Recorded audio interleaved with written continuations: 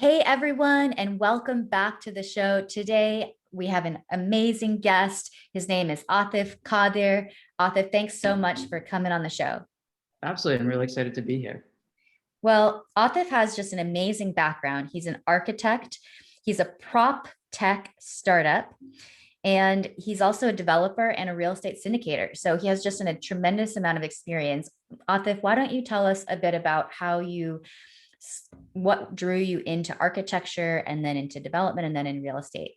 Yeah, absolutely. So for me, I really liked architecture as a course of study, as a field, because it combined two different interests, right? I thought it would combine two different interests that I had. One is in terms of science, technology, math, and an affinity towards those areas, as well as an eye for beauty and the ability to draw and be very good in artwork as well. And I think in many ways, architecture does combine those two areas. So that was my path in as an architect. And then from there, I worked for an amazing design firm. I got licensed as an architect and realized my personality was one where I was a better fit like out, not in an office behind a computer. So I worked for a really great construction company called Turner Construction for 5 years.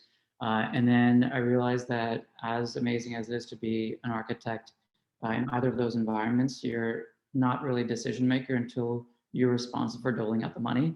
I went to business school at Columbia, then worked for an amazing development company called Extell Development.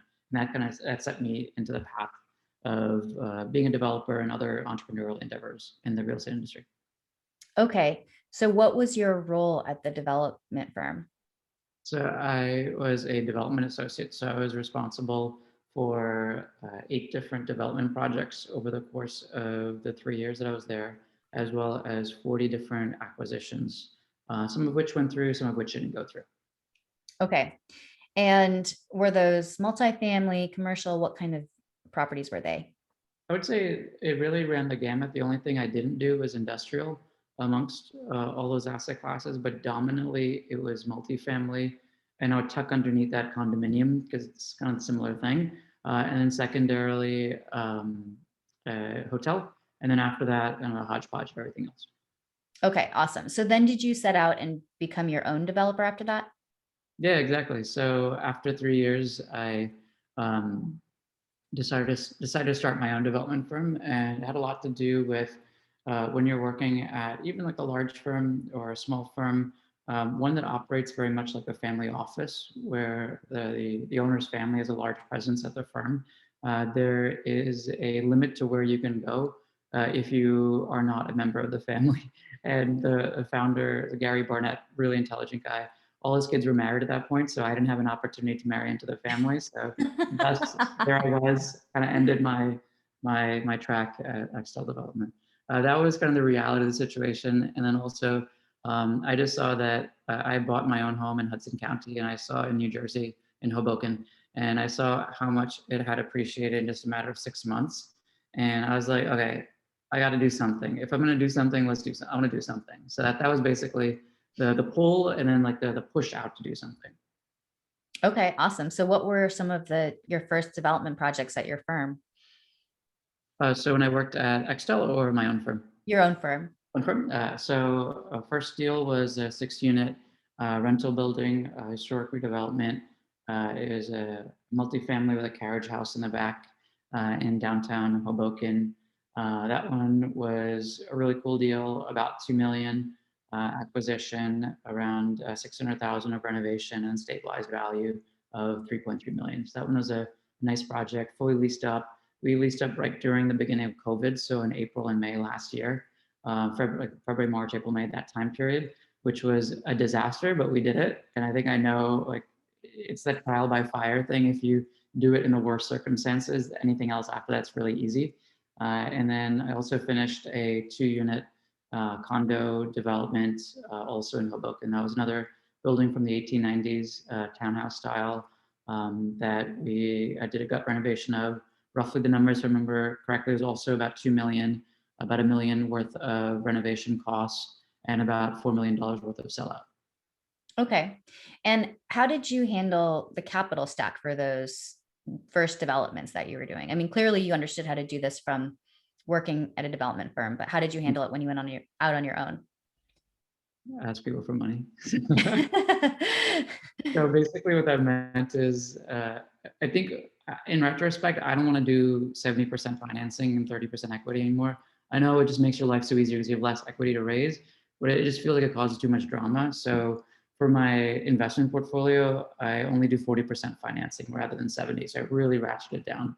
That's like from the financing side, and from the equity side, each of the different deals I did were kind of a little bit different, but it was at minimum 5% of the equity was mine, and then at maximum it was 20% of the equity was mine, that I was putting in, and the rest was syndicated to family, friends, one family office, one Chinese investor, a Chinese investment firm that did housing, and somehow they were okay with investing a small check in my company. So that's basically been my investor so far. Did you say 40% leverage, just 40% debt, and then how much equity? I mean, or were you getting 60% equity then? Okay, so you weren't getting gap funding for these historic redevelopments? No. No, so actually the crazy part is that my projects are absolutely eligible for historic tax credits, new market tax credits, things like that. But the brain damage of trying to pursue all of that precluded me from wanting to pursue any of it. So I just did it, like only deals that made sense face value were the ones that I did. Okay. And so can you just dive a little deeper into why it is that you prefer a 40% leverage to 70%? Yeah, I think for me, what I find is I want to be ready to crank when we are in a once in a century economic depression. So by going into that mindset before even COVID existed, it served me really well because I was never at a point where I was concerned about whether I would be able to make my loan payments. The good thing is my portfolio, we've ridden through the whole portfolio at 100% payment and 100% rent roll. We haven't had any losses whatsoever. But I just imagine if we were at levels of some of my colleagues and friends that have portfolios, they're 50% of the rent roll, 60% of the rent roll. That's disaster time if you're at like 80% leverage. So I want it to be extremely conservative from that perspective. And it's actually served us well. Like we've ended 2020 with 8% return on equity when the NAREIT residential index was at negative 23. So I think there's something to be said of not being a cowboy or a cowgirl when it comes to financing. Yeah, awesome. You just said something which made me, before we were talking about your company, REDIST, which I'll let you describe. Sure. But it's a company about incentives, and yet your developments, you didn't use any incentives. Okay, so that's interesting. So why don't you describe REDIST? Yeah, exactly. So REDIST is a technology company, and we're focused on making it easy to find and use the $100 billion of real estate incentives that are given out every year in the US. So starting this was a consequence of my experience starting my own company, my experience working at Extell Development, and then also my experience being a city planning commissioner in Hoboken. So in each of those, whether it was big mega size company or small company, private sector or public sector, I just saw how insanely misunderstood, underutilized incentives were, and just knew in my gut, in my heart of hearts, there had to be a better way to do it.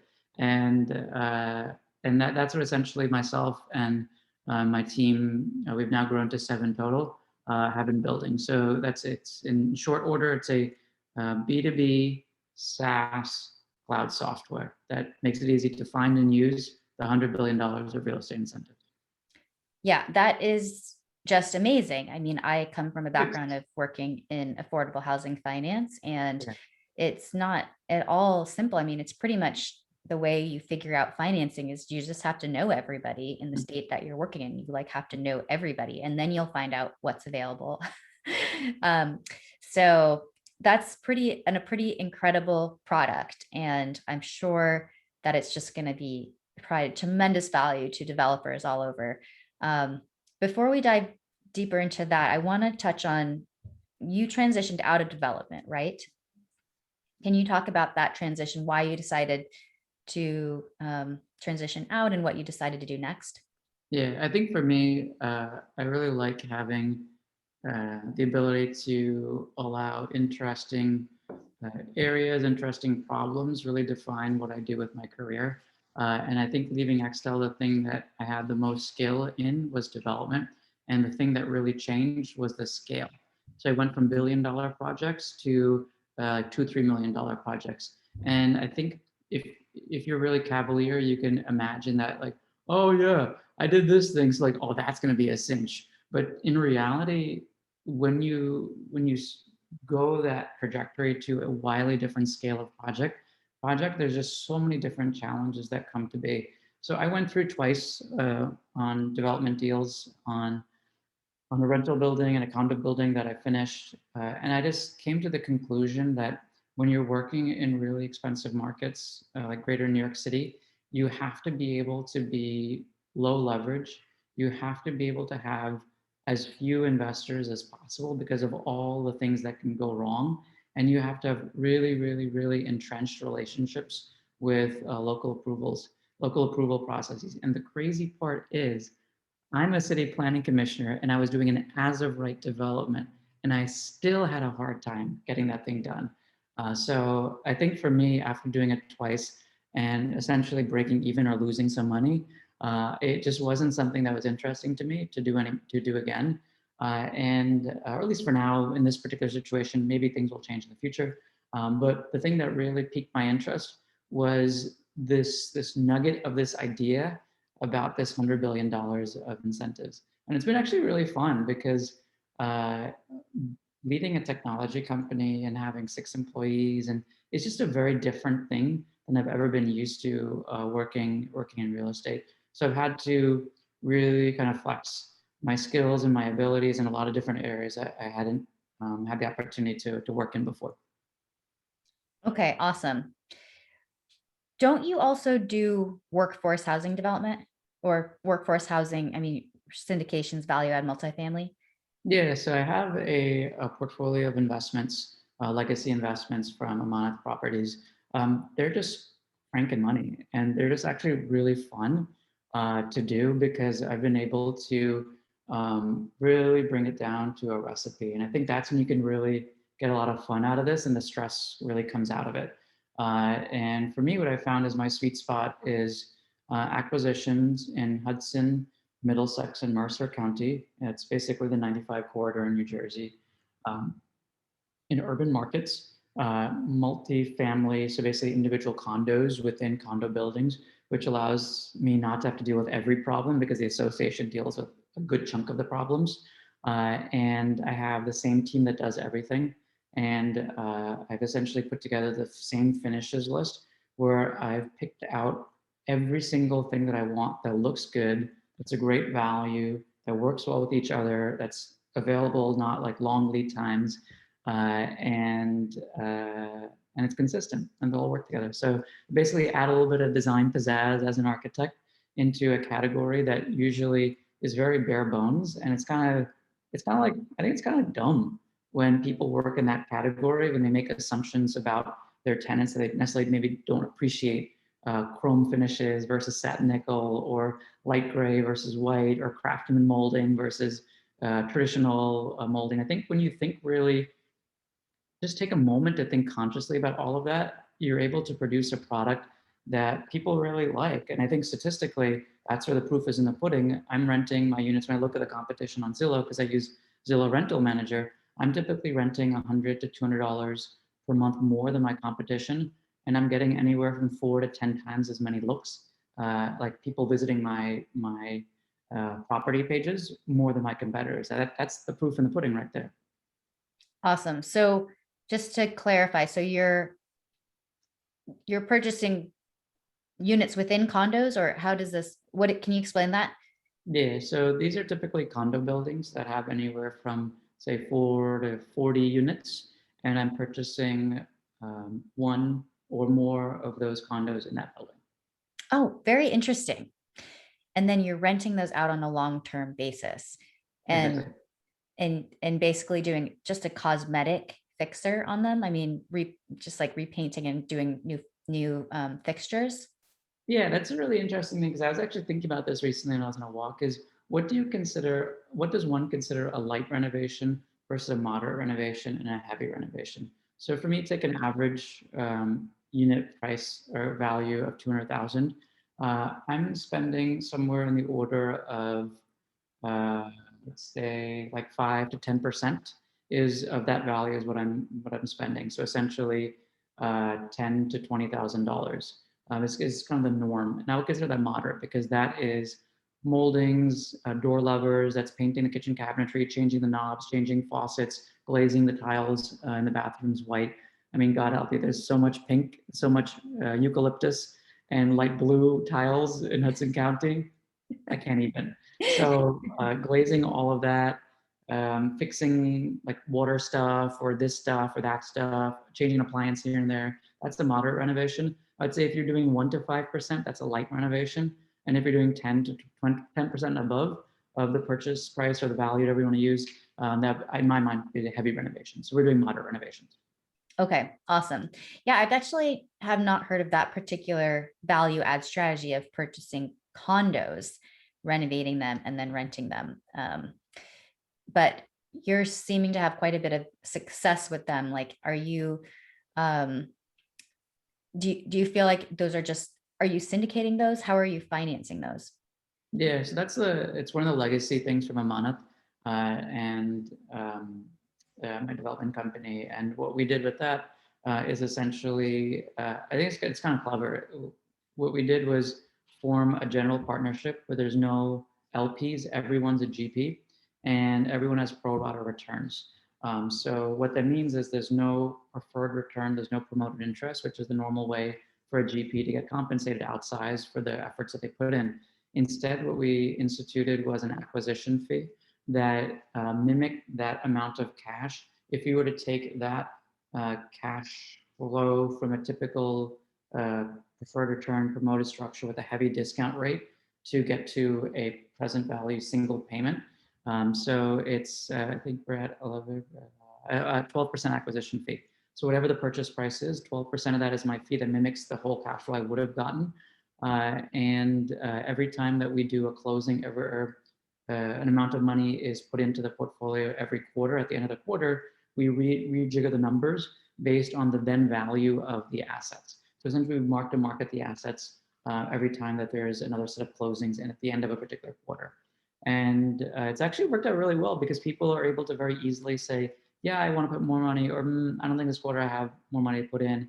And we've been able to very kind of relatively low effort put together a portfolio that's valued at about $4 million and really cranks for an 8% return on equity. I think everyone's happy. So. Interesting. So is that one LLC holding each property, or are there property specific LLCs? Yeah, it's one specific one, LLC that holds everything. The reason being different states might be different, but New Jersey institutes a kind of large number of fees on every single LLC that you file. And there's just this onerous process of having to file taxes for every single one of them and doing all these reports for all of them. So we consolidate them all to one end. And one thing that we've done from a risk management perspective is to make sure two things. One is that no one is a guarantor of the loan. It's a commercial non-recourse loan, which helps give like a distance between the owners and the assets. And the other one is that we will soon be transitioning to a portfolio-wide loan policy, which helps to cross-collateralize all the assets. So we have a cost-effective solution, but also a very robust one for the entire portfolio. Okay, interesting. So who is guaranteeing the loans then? God. It's non-recourse, so it means. Oh, they're non-recourse loans, you said. Yeah, Okay. yeah. Yeah.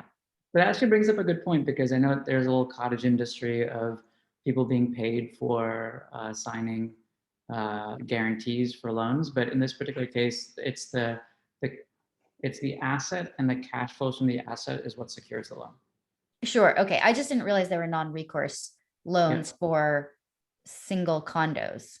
Oh yeah, exactly. They're a little unusual, but that's the I get all my debt from Provident Bank, which is an excellent community bank in New Jersey. I'm on their advisory board, so I'm really comfortable with them. All my insurance policies come from that company as well. Yeah, it sounds like you're quite involved. You're on the development city. What are you on the city commissioners for? Oh yeah, I'm a city planning commissioner in Hoboken. Okay, and that's a volunteer position. Yeah, it's considered a appointed. So somebody appointed me the mayor, and then it's volunteer because they don't get paid. Okay, and then you're also on the board of, what was the bank called? Provident Bank. So Provident they're Bank. a community bank, and community banks, shout out to community banks, they hold a lion's share of small business loans in America, as well as smaller real estate loans. So the same way that Main Street, not Wall Street, is the backbone of the American economy, it's community banks, not Wall Street banks, that are the backbone of the American financing structure. Really important point. Thank you for that. Yeah, so would you say that holding these positions at the community bank and the city commissioner, has that been an important part of your trajectory in real estate? I think so, because for me, I've been able to think more about what it is that I find curious and use that, what I'm curious about, and then use that as what kind of defines what I do in my next step in my career. And I think by having that role and as a city planning commissioner, I've been able to really see the public side of real estate incentives, which really colors the path that I took to starting REDIST. And in the case of Provident Bank, I would say maybe the connection to REDIST is a little more tenuous, but I would say that it has helped me really understand the ways that you can be the best borrower as possible to understand the risks that a bank underwrites around. And that's why when I saw that other side of it, I realized that I don't think I'm ever going to do a loan where it's 70% or 75%. It's just too risky, and you don't end up I'm not going to do it. Yeah. So yeah, I think that being on the bank advisory board has helped me to understand the bank's perspective on lending. Yeah, for sure. So I know you've got a large percentage of your focus on REDIST, or it seems like you do. Yeah. Do you anticipate with your real estate syndication business, where do you see that going? Yeah, I think for me, I don't anticipate doing any development deals in the foreseeable future. I really like the little portfolio that could, just because it's a fun little thing to do, and it's relatively easy now because the whole machine's been set up.